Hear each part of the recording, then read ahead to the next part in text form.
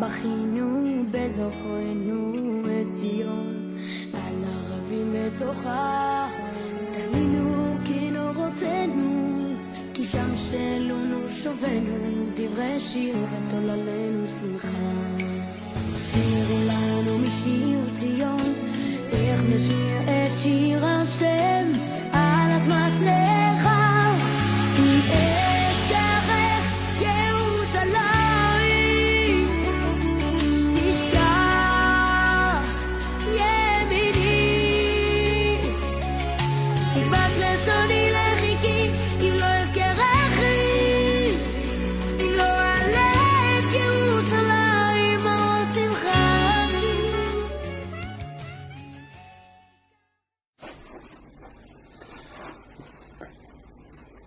Bishut Moray Barabotai, avec la permission d'Hachem, la permission de tout le clan d'Israël, là où ils sont. Aujourd'hui, c'est la paracha disons, la paracha de Rabbi Meir Baal HaNes. Parce qu'aujourd'hui, c'est la Hiloula de Rabbi Meir Baal HaNes. Et j'ai pensé donner un cours de Torah il faut savoir que si on voit un peu dans toutes les histoires que nos sages ils nous racontent sur Rabbi Meir Baal HaNes, on voit que il n'y a pas beaucoup d'histoires qu'on nous raconte sur Rabbi Meir Baal HaNes. Mais sur Rabbi Shimon Bar Yochai, par contre, dans le Talmud, la Torah nous raconte plein d'histoires.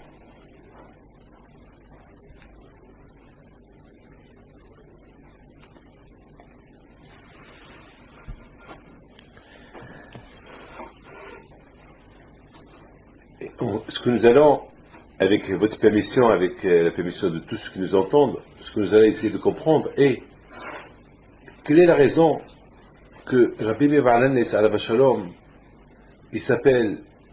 on l'appelle Baal HaNes, alors que sur Rabbi Shimon Bar Yochai alav shalom, il n'y a pas beaucoup d'histoires sur Rabbi Shimon Bar Yochai, pratiquement,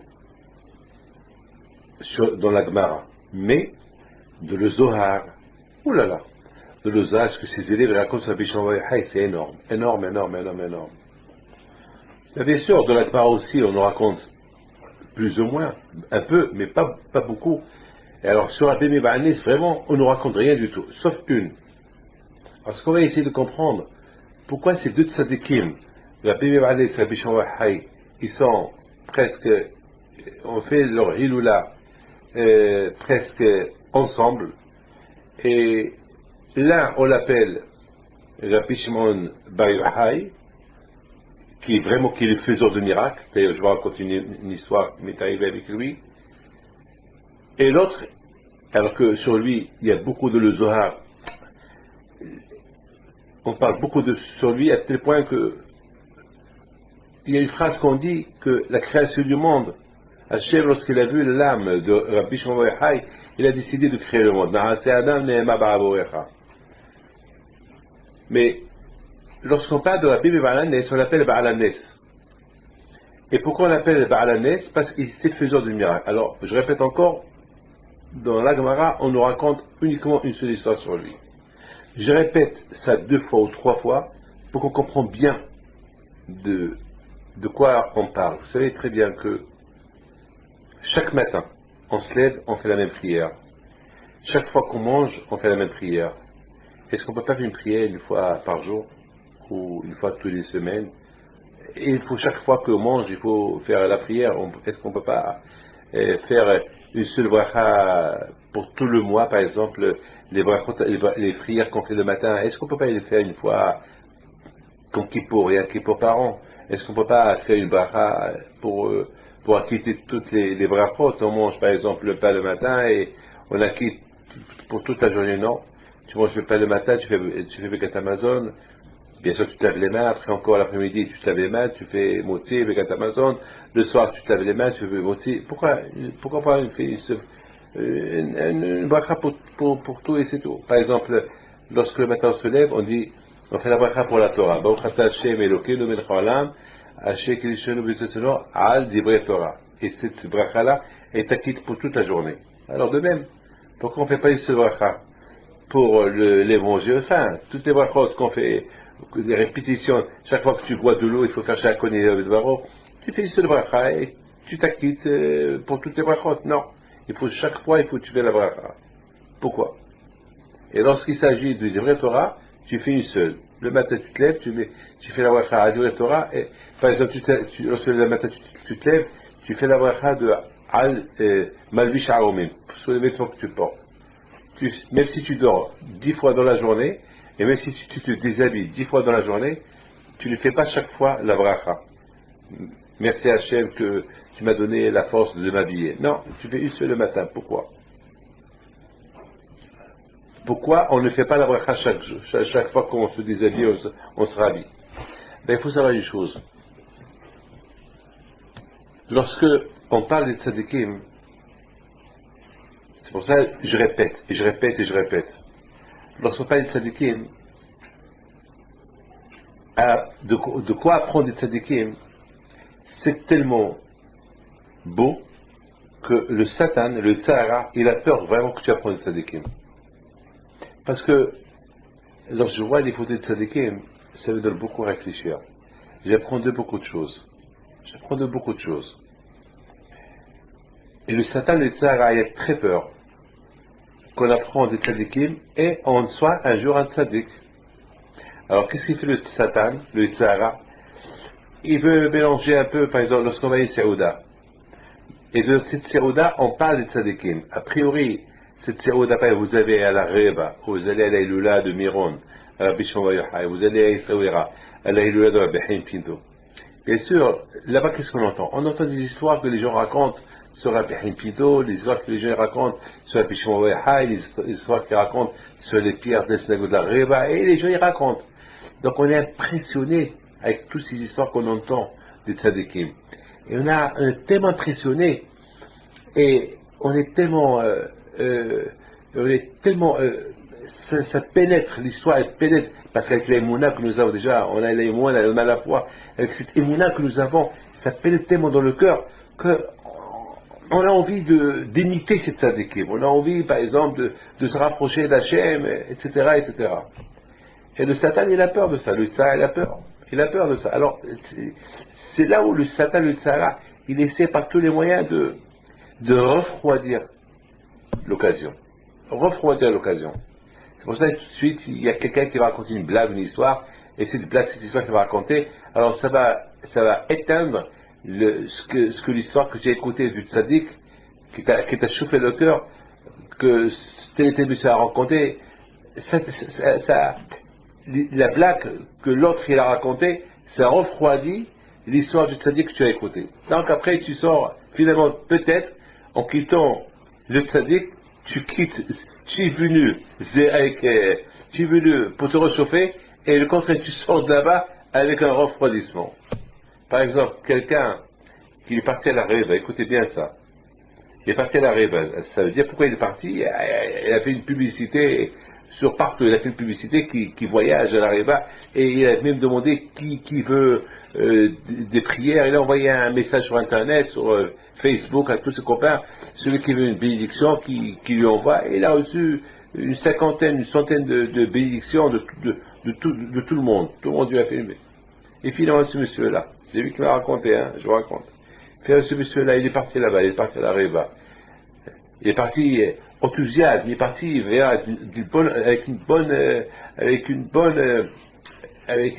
bien sûr, avec une envie de se renforcer dans la émona, etc., etc. Et c'est pas un monsieur qui est riche, donc il a ramassé de l'argent pour aller passer quelques jours là-bas. En revenant, il a rencontré quelqu'un dans l'avion, et malheureusement, ce quelqu'un qu'il a rencontré dans l'avion, elle a dérouté de la Torah. Alors c'est quoi? Alors, le pauvre est venu chez moi parce qu'il a fait un cauchemar, il a fait un mauvais rêve, il est arrivé que ses doigts y tombaient. Donc 2-3 fois il est arrivé que ses doigts y tombaient.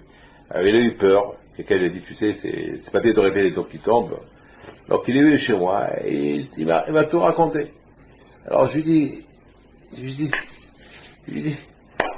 c'est justement, C'est ça la force du Satan, du Tsara. La force du mauvais penchant, c'est lorsqu'il voit quelqu'un qui se réchauffe, quelqu'un qui vraiment il veut se rapprocher davantage de la Kadosh Baruch Hu, parce qu'on se rapproche de la Kadosh Baruch Hu uniquement à travers deux choses, à travers la Torah et à travers les tzadikim.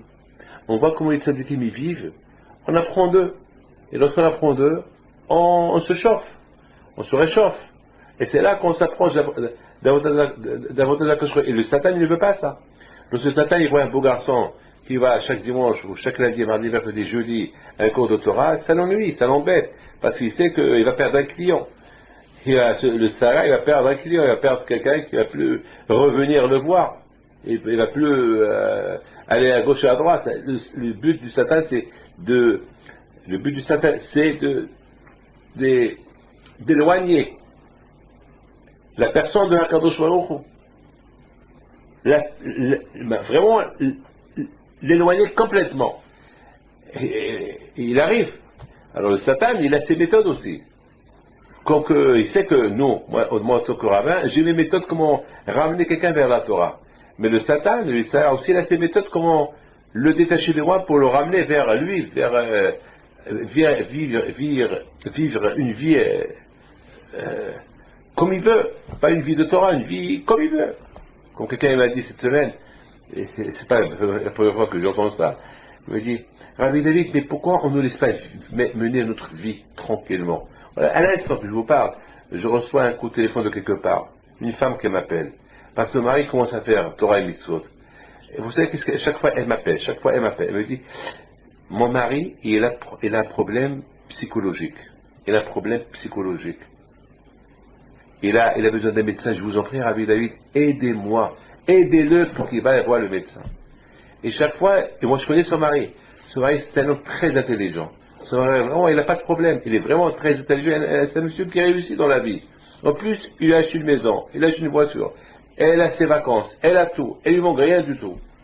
Alors je lui dis, madame, mais ton mari, je le connais, chaque fois que je le vois, il est normal, il n'a pas de problème. Il me dit, mais oui, mais chaque matin c'était pour aller à la synagogue. Mais chaque soir, il rentre, il a un cours d'Atayumi avec un rabbin sur Internet, et il discute avec les Torah. Je lui dis, mais t'es folle, mais c'est toi qui as besoin d'un psychologue, je lui dis. Mais c'est toi qui as besoin d'un psychiatre, je lui dis. Parce qu'il se lève le matin pour aller à la prière, il a besoin d'un psychologue. Parce que le soir, il étudie un peu la Torah, il a besoin d'un psychologue. Et qu'est-ce que tu veux? Tu veux qu'il te trompe? Tu veux que le soir, il va au casino jouer? Hein? Ou bien il va te tromper avec une autre femme et le matin il ne se réveille pas, il ne va pas au travail. Voilà, et je vous donne un pardonneur. Une fois, j'ai eu la même histoire avec une femme qui m'a parlé de cette manière-là, et j'ai parlé, malheureusement, je l'ai écouté, c'est pour ça, aujourd'hui, j'écoute plus. Je fais attention à qui j'écoute. Et j'ai parlé un peu avec son mari, et il y a une autre histoire. Je ne parle pas de cette histoire-là, une autre, il y a quelques temps, et le mari, et le monsieur m'a dit, bon, Rabbi, si vous voulez, je vous écoute, je vous donne un parole d'honneur. Il va plus au cours de Torah, il va plus à la synagogue. Aujourd'hui, chaque nuit, il est dans les cabarets, il joue les cartes.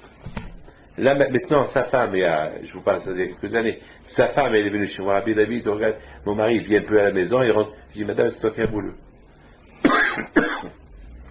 Lorsque il était dans le chemin de la Torah, tu as dit pourquoi. Maintenant qu'il est plus dans le chemin de la Torah, tu dis pourquoi. Donc c'est ta faute. Vous voyez, le Satan il est très fort. Le Satan il est très très fort. C'est la raison pourquoi on doit répéter la chose. Et c'est la raison que lorsque on va pèleriner le tzaddik, on va à la Reba, on va à Miron, bien sûr, on va entendre des bonnes choses sur le tzaddikim.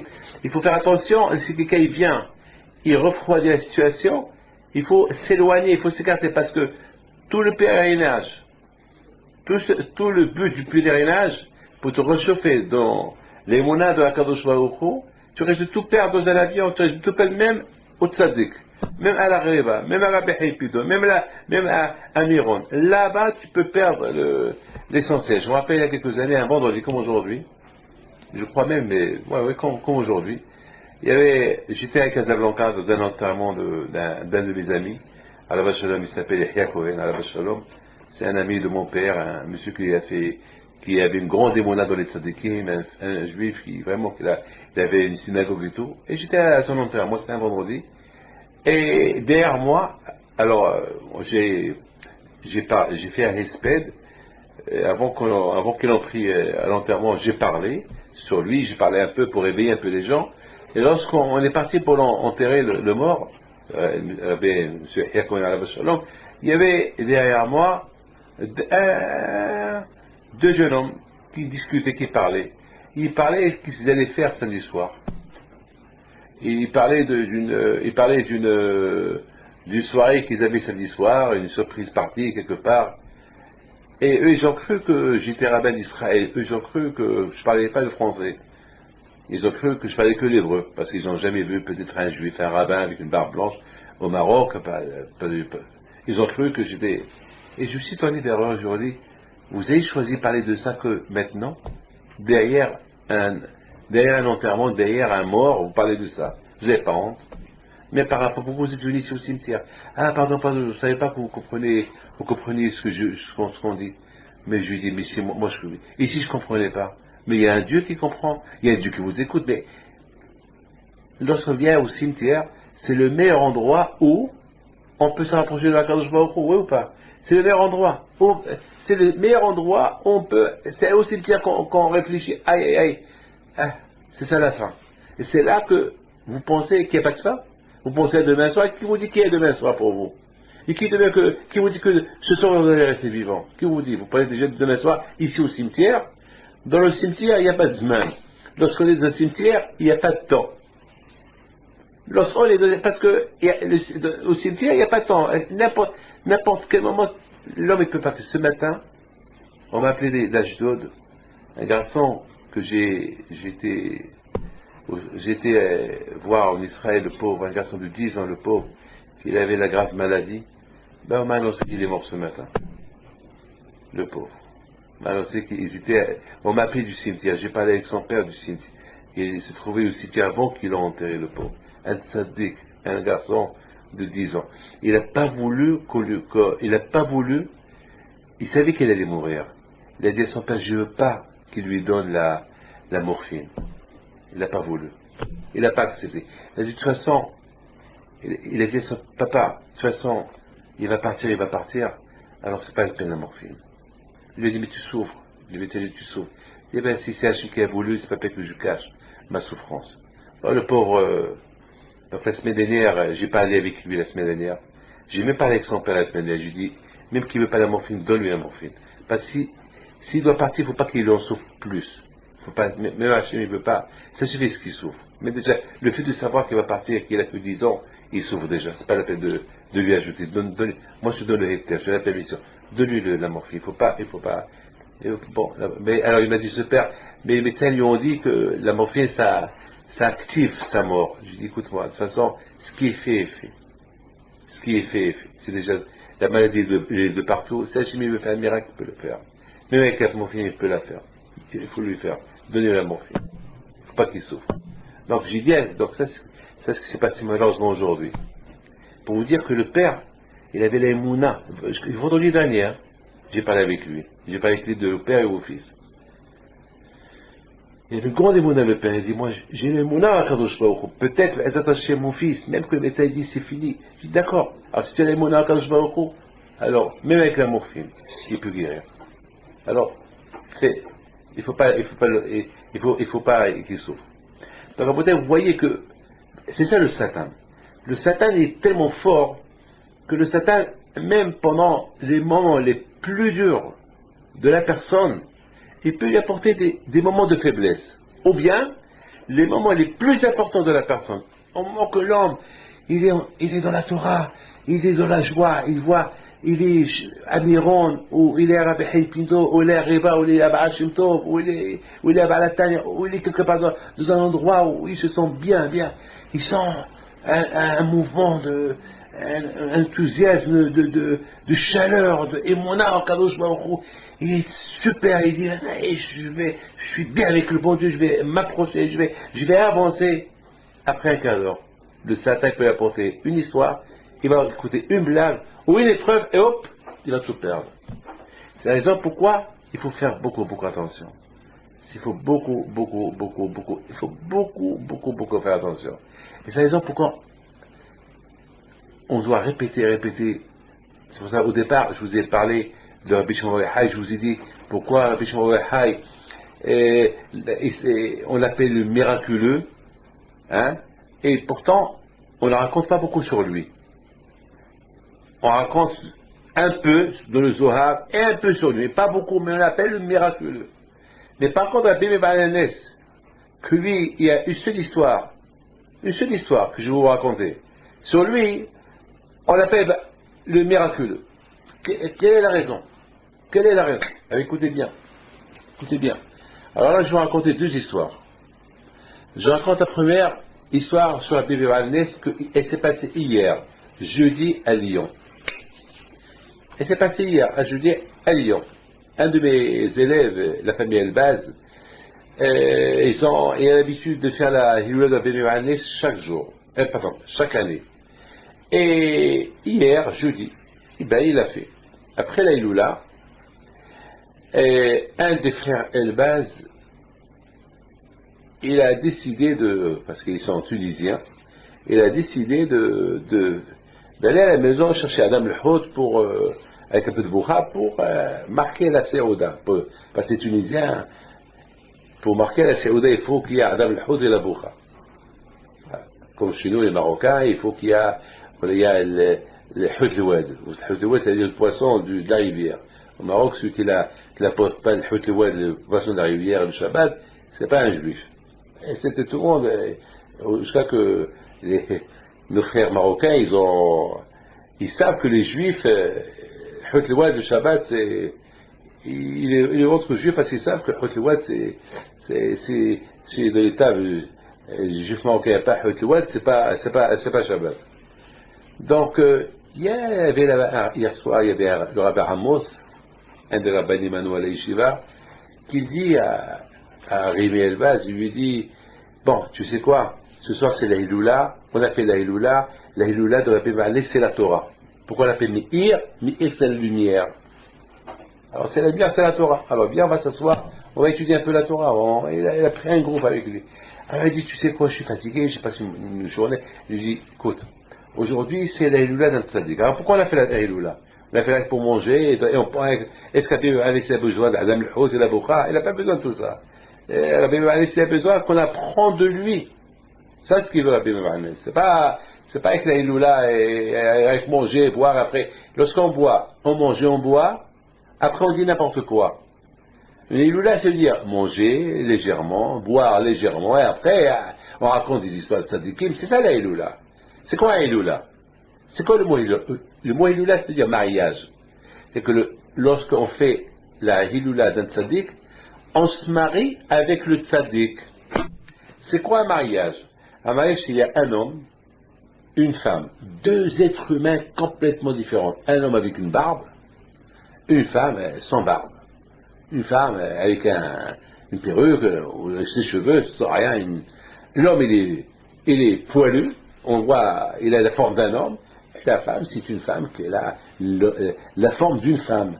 Comment ces deux êtres humains, ils peuvent coopérer ensemble, ils peuvent, comme, par exemple, moi je suis d'origine du Maroc, ma femme est d'origine d'Algérie, et chacun avec ses coutumes. Et moi j'ai des choses que je mange pas Pessah, que moi j'ai pas le droit de manger à Pessah, elle les mange. Elle et moi, comment on va coopérer? Elle est d'une famille qui ont des coutumes à eux, moi je suis d'une famille des tzadikim qui ont des coutumes à nous. Nous on est trop mahmirim, on fait beaucoup plus attention sur certaines choses. Eux, ils font attention sur certaines choses non. Nous aussi, sur certaines choses oui, et sur certaines choses non. Donc, comment on peut... Et surtout, c'est deux êtres différents, c'est impossible. Et pourtant, on se marie. Et pourtant, après, on habite ensemble. Alors, et c'est ça le mariage. C'est-à-dire qu'un mariage, tu veux dire prendre deux personnes différentes et les mettre ensemble. Et et après ils vont faire des enfants, ils vont habiter bien. Le mariage, il rend le couple uni. C'est l'union. Et c'est ça la Iloula. La Iloula, c'est un mariage. C'est-à-dire que ce tzaddik qui est déjà mort, il est mort. Et qu'est-ce qu'on dit? Non, il n'est pas mort, il est vivant. Et on boit à sa santé, on dirait qu'il est vivant. Et on boit à sa santé, on parle de lui, on dirait qu'il est là. Je me rappelle une fois au Maroc, il y avait quelqu'un, un non-juif, qui est venu à la Iloula de l'Angleterre, ou je ne sais pas d'où il est venu, de l'Angleterre, c'est un Anglais. Il est venu, c'était un touriste à Essaouira. Il vient, il voit qu'on boit, on dit Hawa Jaïdaouila, on saute, et lui, il est resté en train de voir. Pendant 1 heure, il était comme un fou. Il n'a jamais vu ça de sa vie. Puis après, il demande à quelqu'un, il lui dit, qu'est-ce qui se passe? Ce quelqu'un, il a peu vu. Il lui dit, ben, c'est la Iloula. La Iloula, on se réjouit pour Rabbi Pinto. Il lui dit, mais, vous voulez Rabbi Pinto? Rabbi Pinto, il est là-bas. Il pointe sur moi. Alors, il vient chez moi, il me dit, et je comprends pas, c'est quoi ce soir? C'est quoi maintenant? Je lui dis, oh, si c'est la Iloula de Rabbi Pinto. Il me dit, c'est votre Iloula? Il dit, Hachou Shalom, c'est pas ma Iloula, moi je suis pas, c'est pas ma Iloula, c'est la Iloula de mon père. Mais il m'a dit, mais c'est la Iloula, il a pointé sur toi. J'ai dit, non, tu as mal compris, on fait la Iloula de mon grand-père, qu'il est mort. Il est mort, et vous faites une fête pour un mort, et vous faites tout ça pour un mort, mais je croyais que vous faites ça pour un mariage, une fête, une bar mitzvah, ou une mariage. Je cherche la mariée, elle est où la mariée? Parce que je lui ai expliqué la Iloula, c'est un mariage. Où est la mariée? Mariée, c'est le tzaddik. Il n'a rien compris. Et à un moment donné, je lui ai expliqué. Je lui ai expliqué c'est quoi la Iloula. La Iloula, c'est on considère le tzaddik qu'il est mort comme un vivant et que nous, on s'attache à lui. C'est quoi un mariage? Un homme qui s'attache à sa femme, la femme qui s'attache au mari. Il devient une seule personne. C'est ça un mariage. 2 êtres humains différents, un homme qui a un corps d'homme, une femme qui a un corps d'une femme, et les deux on va les mettre ensemble, et quand je vais les mettre ensemble, et ils vont faire des enfants, ils vont s'adorer, ils vont être le couple le plus beau couple du monde, et je comprends. Et le mariage, il les rend unis. Alors, de même, nous, lorsqu'on fait la Iloula d'un tzaddik, ça s'appelle un mariage, ça s'appelle que nous et le tzaddik, on devient une seule, on refait vivre le tzaddik. Et on s'attache à lui. C'est ça le mariage. Parce que, comment voulez-vous que, moi je m'appelle David Pinto, j'ai fait la Iloula d'un Bishop Vahai. Un Bishop Vahai, c'est un feu. Comment, moi et Rabbi Shimon on va se mettre ensemble? C'est impossible. Lui, c'est Rabbi Shimon Vahai. Lui, il a mené une vie de tzaddik. Moi, je suis David Pinto, même si j'ai eu une bonne éducation juive, tout ce que vous voulez, mais je ne peux jamais arriver à être comme Rabbi Shimon Vahai. Mais, malgré tout, même si on n'est pas Rabbi David Pinto, même si on n'est que David, lorsqu'on fait la Iloula d'un tzaddik, et on apprend de lui, ça s'appelle mariage. Même si c'est pas possible. Même si c'est pas possible d'être comme lui, c'est pas grave. Le fait que tu apprends quelque chose de lui, alors tu es uni avec lui. Ça s'appelle mariage. Ça s'appelle mariage. Alors, je continue mon histoire d'hier. Je n'ai pas oublié, hein. Alors, il m'appelle Elbaz, Gabi Elbaz, le président de la Yeshiva de Lyon. Il m'appelle. Il me dit, Rabbi David, alors, Rav Amos, il dit à mon frère, Rémi, il faut que tu vas étudier. C'est ça la Iloula. La Iloula, c'est pas Adam Hod et Boukhar. Tu viens, on va étudier ensemble.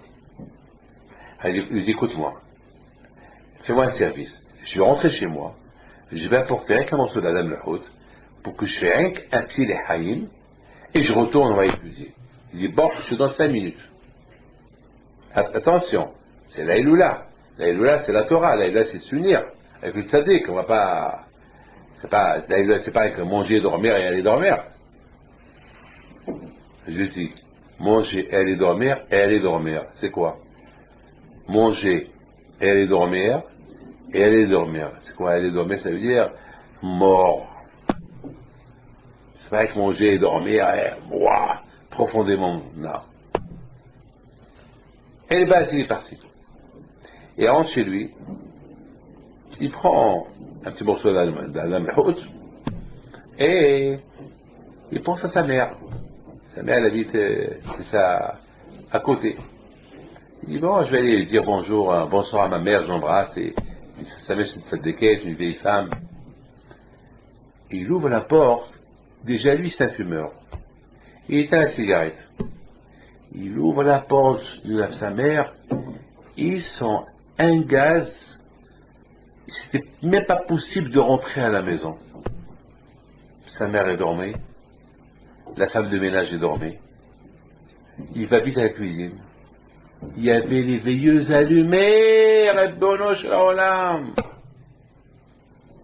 Parce que c'est une maman qui allume beaucoup des veilleuses, comme les anciennes femmes tzadkaniyot de la Tunisie, qui allument les veilleuses et tzadikim chaque jour. Eh oui, ça peut exploser la maison. Tous les meubles, même mon fils il habite là-bas dans cet immeuble, en face de la yeshiva. Et là, il va à la cuisine, il voit que tous les boutons du gaz étaient allumés, les 4. Il s'est passé que la femme de ménage s'est trompée. Elle a cru et voulait être sûre qu'ils sont éteints, elle les a allumés. Et ça sentait le gaz partout. Il va, bien sûr, il ouvre les fenêtres. Il m'a dit, hier Gabi, que dans toute la rue, on sentait le gaz. Voilà le kouah de Rabbi Meir Baal HaNes. Voilà le kouah. Bien sûr, vous les Tunisiens, si vous êtes là, vous allez dire, c'est grâce à Adam al-Hout que ça a été sauvé. Adam al-Hout, c'est avec une excuse. Il aurait pu dire, je vais aller chercher un livre. Hein? Il y a toujours une excuse. Mais pour un Tunisien, la belle excuse, c'est Adam al-Hout. Pour un Tunisien. C'est Adam al-Hout, la belle excuse. Rabotai, il fallait voir, Rabotai, le miracle d'hier soir. Tout le monde en parle de ce miracle. Et c'est ça, Rabotai, les tzadikim. Bien sûr, on entend ce miracle-là. La famille Elba, ils ont fait la Ilula de Rabbi Meir Baal HaNes. Et Rabbi Meir Baal HaNes, il dit, ouais, vous avez fait la Ilula, merci. Je suis en train de vous faire déjà HaNes. Voilà HaNes. Les miracles des tzadikim, c'est pas dans leur vivant. C'est ce que je veux vous dire. Pourquoi on appelle Rabbi Meir Baal HaNes, même que la Torah nous raconte, la Gemara nous raconte avec une seule histoire de lui, mais on l'appelle le miraculeux. Parce que, pourquoi le miraculeux? Parce qu'il s'appelle Meir. C'est quoi Meir? C'est la lumière. Et en quoi était la lumière, Rabbi Meir Baal HaNes? C'est la lumière de la Torah. Vous avez compris? Il était la lumière de la Torah. Un homme qui est lumière dans la Torah, un homme qui voit dans la Torah que la lumière. Lorsqu'on dit qu'à quelqu'un vient, on va étudier, viens, on va écouter un cours, viens, on va faire une mitzvah, ouah, lumière, il voit la lumière. C'est la lumière pour lui. Alors que Shbaochou, il lui fait des miracles. Rabbi Meir Baal HaNes, parce qu'il voyait dans la Torah la lumière. Dès qu'il entend la Torah, il souriait. Ah, Torah. C'est pour ça qu'on dit Torah, Oraz Torah. La Torah, c'est la lumière. C'est pas la Torah, c'est genre j'ai le temps. Là. Non. C'est pour ça qu'on appelle Rabbi Meir, tous ces gens qui vont pèleriner à Rabbi Meir Baal HaNes. Rabbi Meir Baal HaNes, il est content de recevoir tous les pèlerins. Mais il est content que chaque pèlerin, il apprend. Parce que c'est quoi la notion du miracle, Nes? Ça veut dire, le Nes, il vient lorsqu'on est attaché à la Torah. En plus, le plus gros miracle, c'est d'étudier la Torah. Le plus gros miracle, c'est celui qui voit la lumière, la lumière qu'elle sort de la Torah. Ça, c'est le miracle. Moi, j'habite à Paris. Avec tout ce qui est à Paris, pour moi, la Torah, c'est... Hier, j'étais Sandak, hier matin, à Neuilly, chez Rav Sitruk. Et j'étais Sandak chez la famille Bitito. Ils ont un petit enfant qu'ils appelait Aaron. Et en allant pour être Sandak, de loin, je vois la Tour Eiffel.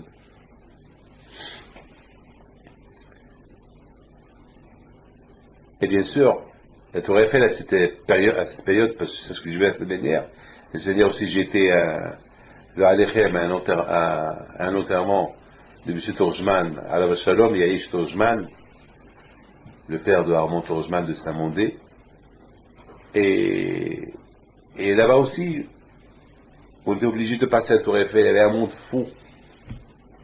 Et j'étais en train de penser, tout ce monde qui sont là, en train de prendre des photos, un monde fou, sous la Tour Eiffel. Et je voyais les ascenseurs qui montent, qui descendent, qui montent, qui descendent. Et je vois l'ascenseur, et je vois je vois la Tour Eiffel. Et je vois tout ce monde-là qui est là autour.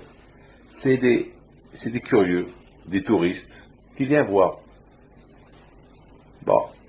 Ils ont pris des photos, ils se sont photographiés à côté, et ils vont partir. Ce qui est impressionnant est,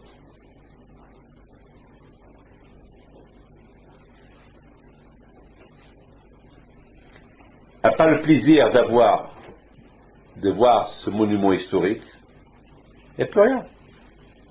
C'est tout, il n'y a plus rien.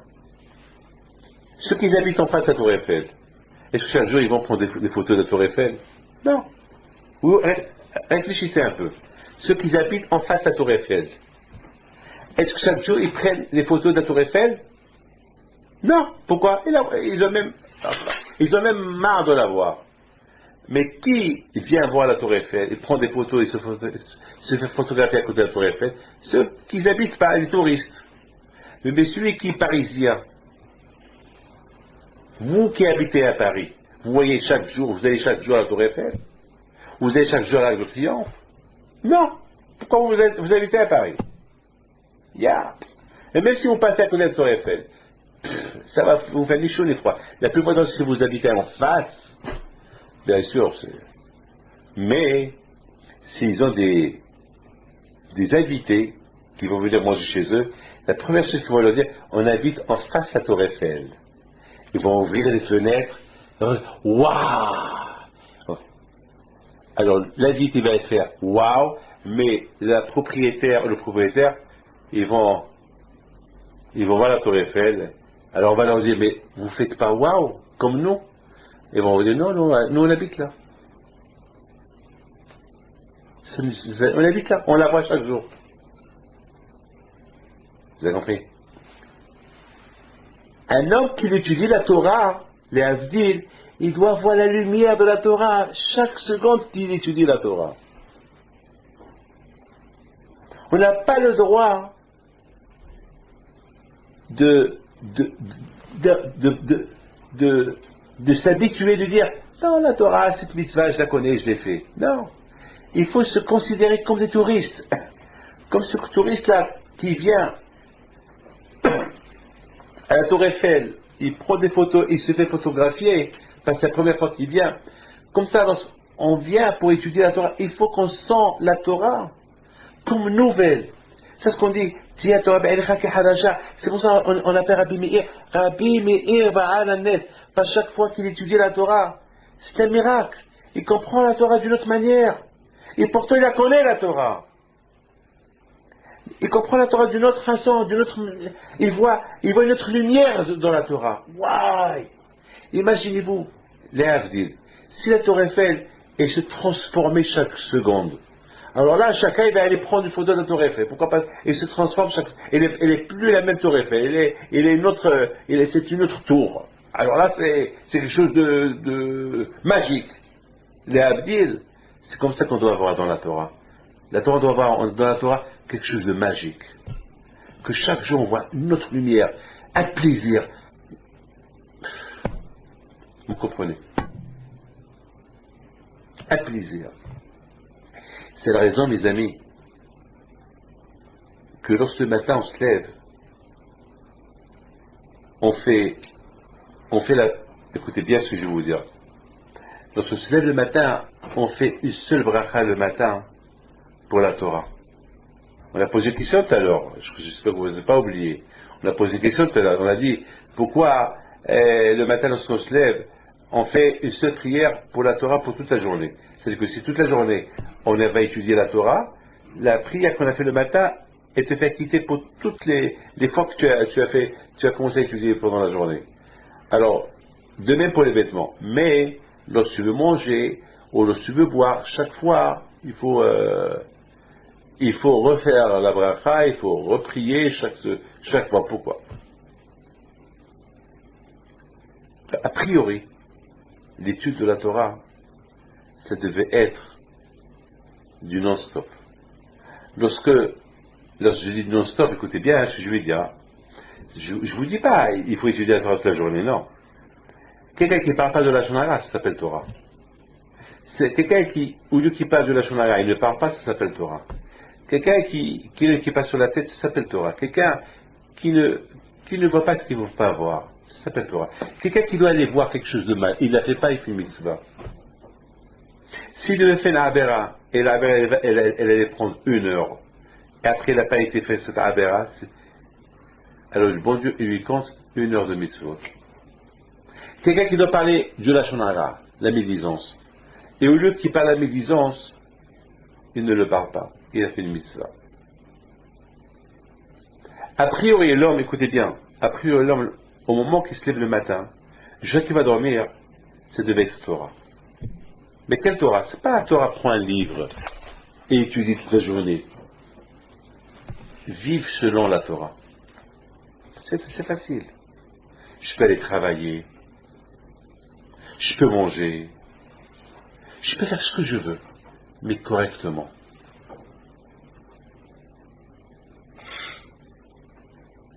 Correctement. Vous avez compris? Par exemple, quelqu'un qui se lève le matin, il fait la bracha al divrei Torah. Lorsqu'il fait la bracha al divrei Torah, béni soit Hashem, je fais al divrei Torah, que je me fais acquitter de l'étude de la Torah. C'est-à-dire que l'homme, déjà, depuis le matin, il a l'obligation de vivre comme un juif toute la journée. C'est ça, al divrei Torah. Vivre comme un juif toute la journée. C'est ça, que toute la journée, elle doit être non-stop. Vivre comme un juif. Je vole pas, je tue pas, je fais pas un ara à quelqu'un, je maudis pas. Ça s'appelle Torah. C'est pour cette raison une seule bracha, elle suffit. Mais lorsque tu manges, il y a des stops. Tu manges, après tu as plus faim. Une fois que tu as plus faim, tu es dégoûté de manger. Donc tu es obligé de faire une bracha. C'est pour ça qu'on ne peut pas faire une bracha pour, lorsque tu bois, tu ne peux pas dire je fais une bracha pour la boisson, une seule bracha pour toute la journée. Pourquoi? Parce que lorsque tu bois, tu as soif. Alors tu bois, après tu as plus soif. Lorsque tu as plus soif, tu as enlevé de ta pensée, boire. Donc tu es obligé encore de refaire la bracha. Et aussi lorsque tu manges. Lorsque tu manges, tu as faim, tu manges. Et après tu as plus faim. Donc tu es dégoûté de manger. Alors tu fais le bracha pour dire mais c'est ce que j'ai mangé. Après tu as faim, tu refais la bracha. Parce qu'il y a un stop. Mais lorsqu'il s'agit de ta journée juive, tu n'as pas le droit de s'arrêter une seconde. Donc c'est la raison pourquoi on fait une seule bracha. Et c'est la raison pourquoi, pour les tzadikim, on a besoin d'être attaché aux tzadikim tout le temps, non-stop. Parce qu'à un moment donné, lorsqu'on va dormir, lorsqu'on mange, on se déconnecte du tzadik, et après, il faut se reconnecter encore. On se reconnecte comment avec un tzadik? Lorsqu'on apprend de ses midot, lorsqu'on apprend de ses qualités. Les amis, maintenant on a parlé sur Rabbi Shimon bar Yochai, sur Rabbi Baal Nes. Maintenant, je termine avec Rabbi Shimon bar Yochai. Maintenant, Rabbi Shimon bar Yochai, bémet la Torah, dans les Gemarot, on ne parle pas beaucoup des miracles qu'il a fait. Mais, par contre, on nous parle de quelques miracles qu'il a fait. Mais dans le Zohar, ouais, on nous parle des merveilles qu'il a fait, Rabbi Shimon bar Yochai. Des merveilles. Il faut savoir une chose. Il y a beaucoup de tzadikim, on ne les appelle pas les miraculés. On ne les appelle pas les miraculés. Comme les bêtes tzadikim, on ne les appelle pas les miraculés. Mais toute une vie à eux, c'est des miracles. Toute une vie à eux, c'est des miracles. Il y a 2 sortes de miracles. Il y a un miracle qui vient par rapport un tzaddik, comment il sert le bon Dieu, Akadosh Baruch Hu, il écoute sa prière et le miracle qui se fait. Il y a d'autres tzaddikim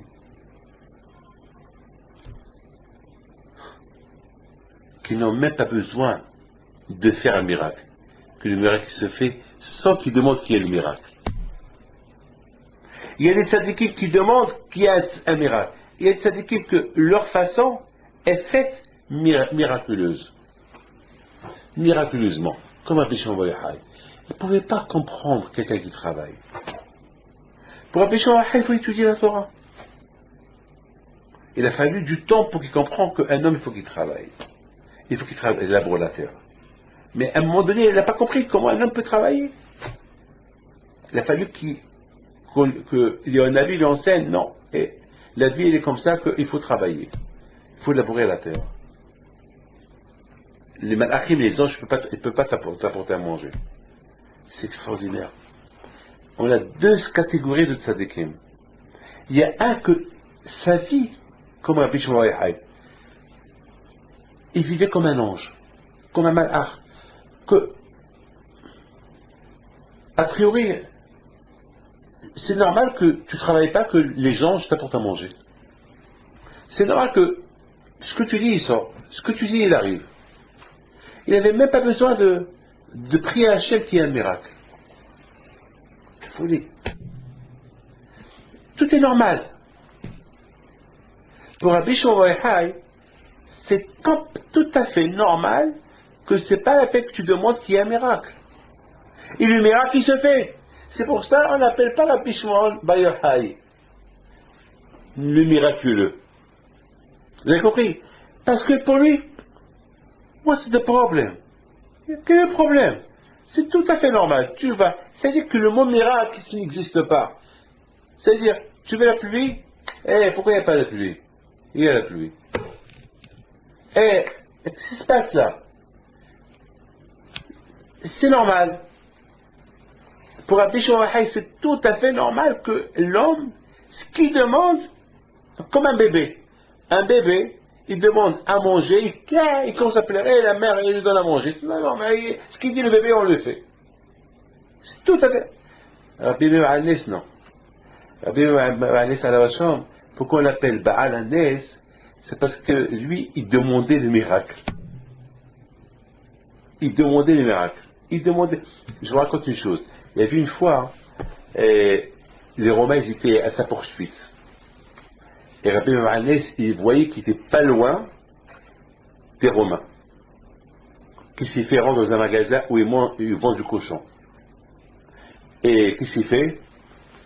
Il enlève, il enlève sa djellaba, il l'a jeté dans un endroit, et il fait comme ça. Il parle au monsieur. Combien ça coûte ce cochon-là? Et le monsieur lui dit, ça coûte tant. Et c'est bon? Bah oui, c'est bon. Bah je peux goûter. Goûter, il fait comme ça. C'est pas qu'il a goûté, il a fait comme ça, il a touché avec ce doigt, mais il a goûté avec l'autre doigt. Ça veut dire qu'il n'a pas goûté. Mais les Romains, ils ont cru qu'il a goûté le cochon. Les Romains, ils ont dit, mais c'est Rabbi Meir celui-là. L'autre soldat, il dit à l'autre, mais non, le Rabbi Meir c'est un rabbin. Regarde qu'est-ce qu'il fait, il goûte le cochon. Et le cochon, c'est interdit. C'est la grippe. C'est la grippe porcine. Hein? Ça veut dire que Rabbi Meir il n'a pas demandé un miracle. Il aurait pu disparaître. Si c'était Rabbi Shimon Bar Yochai, après les 13 ans qu'il est resté dans la grotte, il est devenu un ange. Pour lui, il n'y a pas de raison qu'il y ait un miracle. Tout doit être normal. Ça veut dire que c'est pas normal que tu travailles. C'est pas normal que tu travailles pour avoir ta panassa. Toi, reste à la yeshiva, tu étudies la Torah, la panassa elle tombe du ciel. C'est dur, hein. Ben, c'est ça Rabbi Meir. C'était ça Rabbi Shimon Bar Yochai. C'était ça là. Rabbi Shimon Bar Yochai, c'est pour ça Rabbi Shimon Bar Yochai, il a dépassé l'humain, il a dépassé le sens d'être humain. Il est devenu un autre, un malach. Tandis que Rabbi Meir Hanès alav shalom, non, il est resté sur terre. Rabbi Shimon Bar Yochai était hors terre. B'bchinat alita lamarom shabita shili. Il était hors humain, Rabbi Shimon Bar Yochai. Tout se faisait au-delà de l'espace, au-delà du temps, au-delà de la réalité. Ça, c'était Rabbi Shimon Bar Yochai. Rabbi Meir Hanès, c'était une autre méthode. À travers la Torah, tu peux rester sur terre et les choses ils se font avec des miracles. À travers la Torah. Mais tu restes sur terre. Comme l'histoire qu'on a fait, qu'on vient de raconter. Il passe, les Romains courent derrière lui. Qu'est-ce qu'il fait? Il fait semblant qu'il goûte le cochon. Mais il n'a pas goûté. Et c'est comme ça qu'il a sauvé sa peau. C'est une chokhma quand même. Mais quand même, il y avait un nièce aussi. Parce que les Romains, ils auraient pu dire, viens on va voir ce qu'il ne nous a pas eu. Ah ben, c'est le visage, il n'a pas changé le visage. Les Romains connaissaient le visage de Rabbi Meir Hanès, c'est lui. Attends, Et je ne pense pas que Rabbi Meir Hanès ait enlevé sa kippa. Il a donc il reste avec sa kippa. Alors quoi? Il y a un miracle quand même. Quand même, il a utilisé notre méthode. Je voudrais résumer encore ce que je vous ai dit tout à l'heure. C'est quoi la différence entre Rabbi Meir Hanès et Rabbi Shimon Bar Yochai? Il faut savoir que Rabbi Meir Hanès et Rabbi Shimon Bar Yochai, ils avaient deux façons que chacun d'eux, on pouvait apprendre comment servir à Kadosh Baruch Hu. De Rabbi Shimon Bar Yochai, il nous a enseigné un enseignement. Vous connaissez toute l'histoire de Rabbi Shimon Bar Yochai. Lui, lorsqu'il a quitté la grotte et il voulait rentrer chez lui, il voit des gens qui travaillent, il voit des gens qui labourent la terre. Il n'a pas compris. Il a dit comment ces gens-là, ils labourent la terre. C'est pour lui, il ne comprend pas que les gens, ils peuvent travailler. Alors, il les a regardés, il les a brûlés. Il a fait ça à plusieurs personnes. Vous ne pouvez pas admettre des gens qui travaillent. Pour lui, il faut que les gens ils voient la yeshiva, rester chez eux, et Hachem, il leur donne ce qu'ils veulent. Alors, il y a une voix du ciel qui est sortie. Elle a dit à Rabbi Shimon, le monde, il n'est pas comme tu le penses. Il faut travailler, et il faut labourer la terre. Si tu ne laboures pas la terre, tu ne manges pas. C'est pas tout le monde est comme toi. Bon, toi, tu as atteint un niveau spirituel très élevé, mais c'est pas tout le monde qui peut être comme toi. Peut-être tu peux avoir des gens comme toi, mais pas tout le monde. Quand par exemple Rabbi Pinto, Baal Shem Tov, Rabbi Haïm Lobet, il y a beaucoup de tzadikim. En Algérie, en Tunisie, au Maroc, et tzadikim, aïe aïe aïe.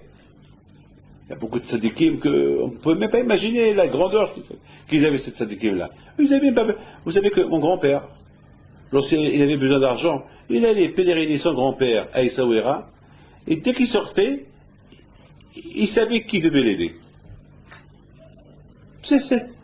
Il allait prier, et ça y est. Mon père, la vache ajoute, n'a pas ordonné à mon père, tout ce qu'il veut, il a eu. Et il prie à Kadosh Baruch Hu. Donc, c'est pas tout le monde est comme Rabbi Shimon. C'est pas tout le monde qui peut faire comme Rabbi Shimon Bar Yochai. C'est pas, nous tous, on est obligés de travailler.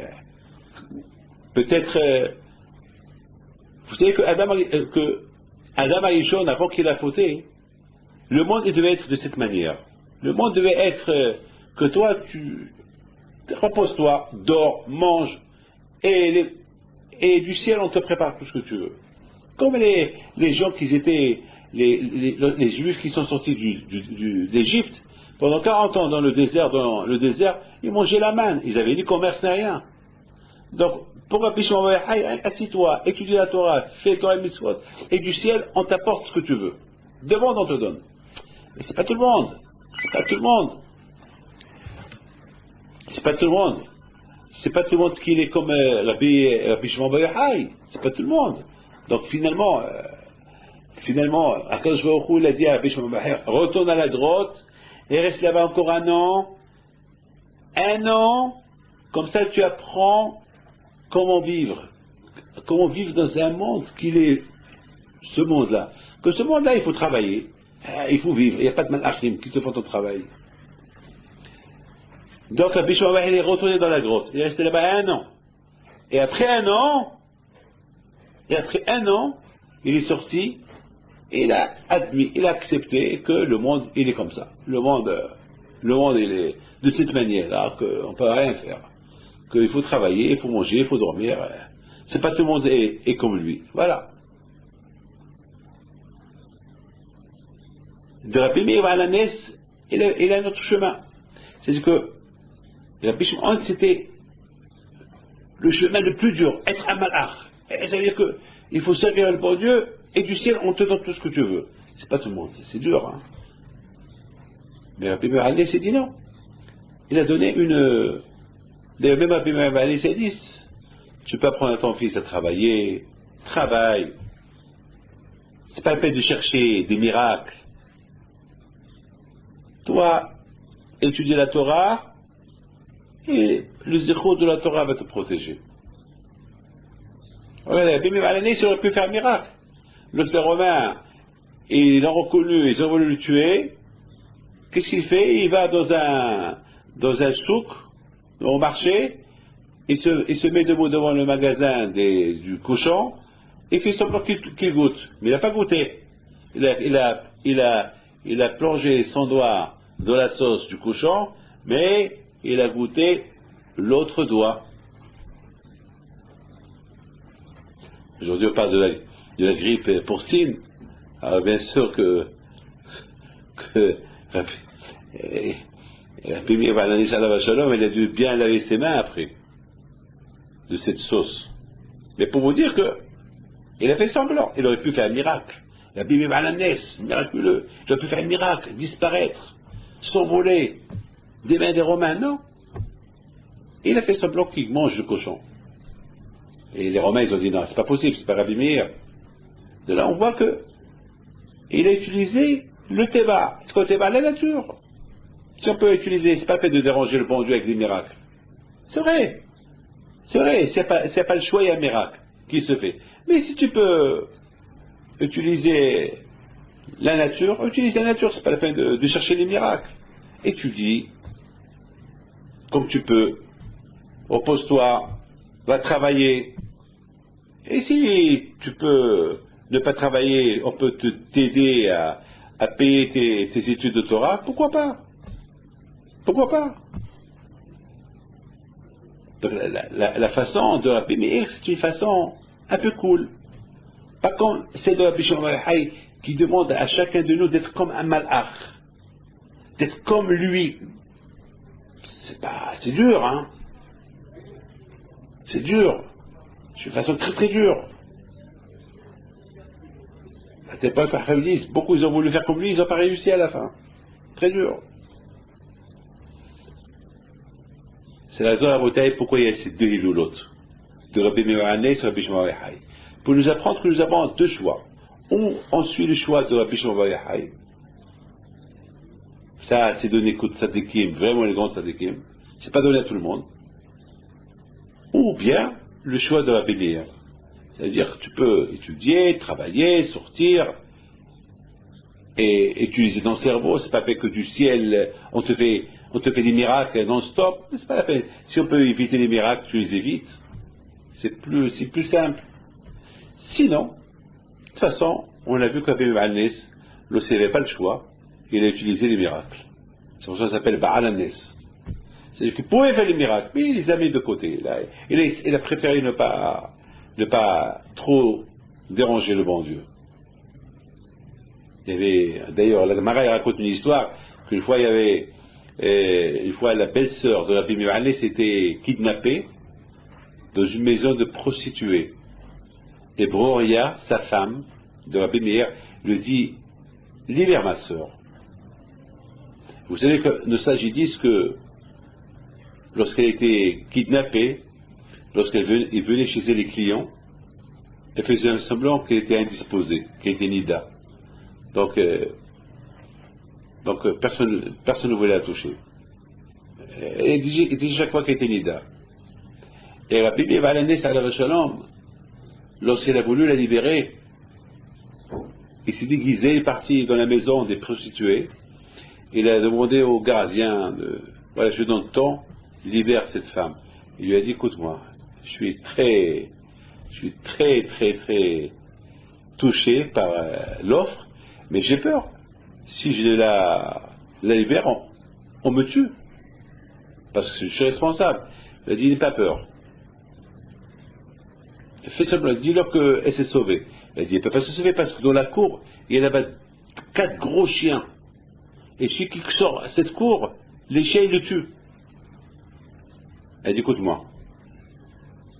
Voilà, moi, je vais sortir, lâche-les sur moi, et tu verras ce que je vais faire. Et si tu fais pareil que moi, tu vas être sauvé. Elle dit, alors quoi? Elle dit, alors, je vais sortir, tu les lâches. Et Rabbi Meir, il sort, et le gardien, il lâche les 4 chiens. Sur Rabbi Meir, ils ont commencé à courir, ils ont sauté sur Rabbi Meir pour le dévorer, et Rabbi Meir a dit, Elaha de Meir Anene. Dieu de Meir, réponds-moi, protège-moi. Et les chiens, ils sont restés, ils se sont assis, ils n'ont pas touché Rabbi Meir. Alors le gardien dit, mais ça c'est une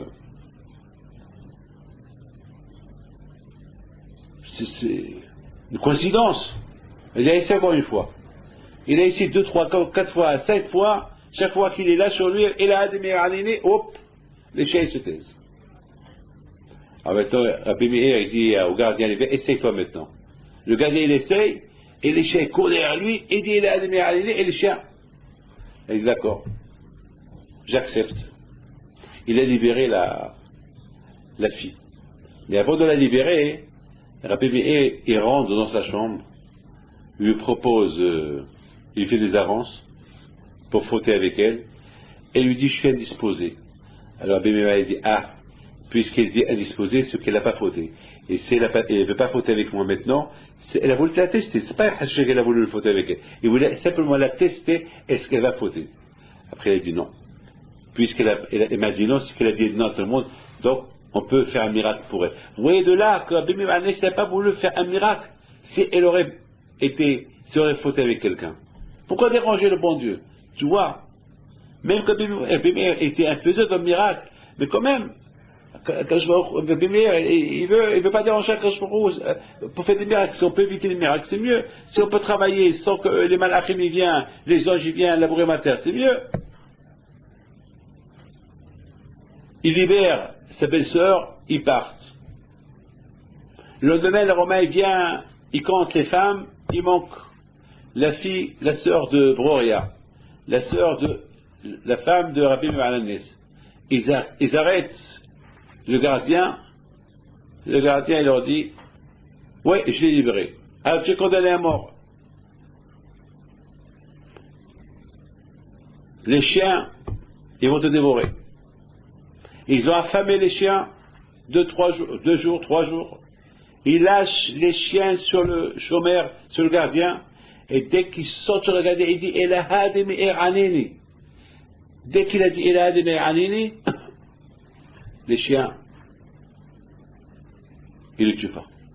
Encore une fois, 3 fois, et à la fin, ils auraient peur de lui. Il s'est sauvé. Les Romains, ils ont voulu l'attaquer, les chiens, ils ont commencé à se battre contre les Romains. Et ce gardien, il s'est converti. Donc, vous avez vu le kouah de la Torah, il s'est converti. On m'a posé une question le vendredi soir. Pourquoi Rabbi Meir s'est dit Elaha de Meir Anene? Pourquoi il n'a pas dit, il faut dire Dieu, le père de nos parents, de Abraham, Isaac et Jacob, aide-moi, protège-moi. Pourquoi? C'est de la gava. C'est l'expression qui dit Dieu de Meir, réponds-moi. C'est comme il a un peu de gava. Ça ne se dit pas qui dit le Dieu de Meir, réponds-moi. Et un peu c'est Meir qui dit ça à ce gardien. Il n'a pas dit, tu sais, tu dis le Dieu des Juifs, ou je sais pas, le Dieu d'Abraham, Isaac et Jacob. Pourquoi le Dieu de Meir? Et j'ai répondu à mes enfants, c'est pas Chas Shalom que Rabbi Meir Anis il a eu la gava, l'orgueil, en disant à ce gardien, tu dis, avec dit Dieu de Meir, réponds-moi, il va te répondre. Non, c'est-à-dire, pourquoi il s'appelle Rabbi Meir? Meir, comme je vous ai dit, parce que chez Meir, il est Hakami Balacha. Parce que lui, il étudiait la Torah.